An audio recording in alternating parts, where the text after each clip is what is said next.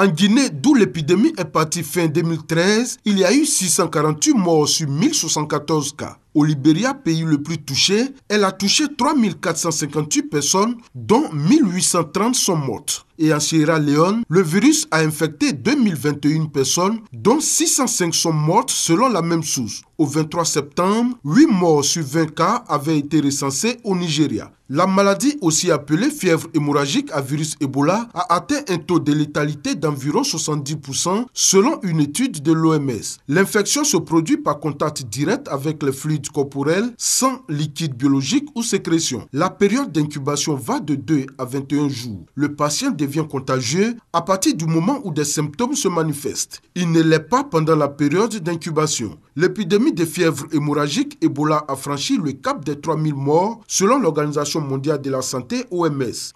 Sur un total de 6574 malades d'Ebola dans 5 pays d'Afrique de l'Ouest, 3093 sont mortes. La publication samedi par l'OMS de ce nouveau bilan intervient alors que le Sénégal a ouvert un corridor humanitaire aérien pour permettre d'acheminer de l'aide dans les 3 pays les plus touchés après la fermeture de ses frontières le 21 août. Un avion du Programme alimentaire mondial PAM transportant du personnel humanitaire en provenance de Conakry a atterri samedi après-midi sur le site du corridor humanitaire installé sur une base militaire aérienne près de l'aéroport de Dakar, a constaté un journaliste de l'AFP. Le corridor est fonctionnel depuis 2 jours, mais est encore en aménagement selon un officiel sénégalais. De nombreuses rotations d'avions de pays et d'organismes internationaux ayant promis d'acheminer de l'aide en Guinée, en Sierra Leone et au Libéria à partir du corridor humanitaire doivent avoir lieu dans les prochains jours selon des responsables sénégalais.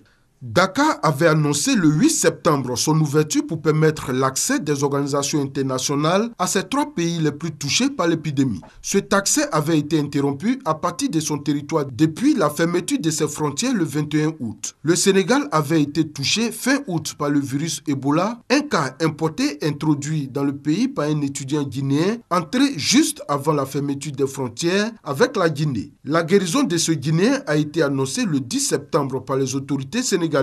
Le 1er septembre, la Côte d'Ivoire, non encore touchée par Ebola, avait annoncé l'ouverture de couloirs humanitaires avec la Guinée et le Libéria, tout en maintenant ses frontières fermées avec ces 2 pays fortement touchés par l'épidémie. Vendredi, le président américain Barack Obama avait estimé que l'Afrique de l'Ouest était dépassée par l'épidémie de fièvre Ebola et que le monde ne devait plus jamais permettre à une telle tragédie d'avoir lieu. De son côté, le Fonds monétaire international FMI a approuvé vendredi une enveloppe supplémentaire de 130 millions de dollars en faveur de la Guinée, du Libéria et de la Sierra Leone qui bénéficient déjà de plans d'aide de l'institution. La plus grande partie de cette rallonge budgétaire, 49 millions de dollars, sera versée au Libéria, le montant restant étant à peu près équitablement réparti entre la Sierra Leone et la Guinée selon le communiqué.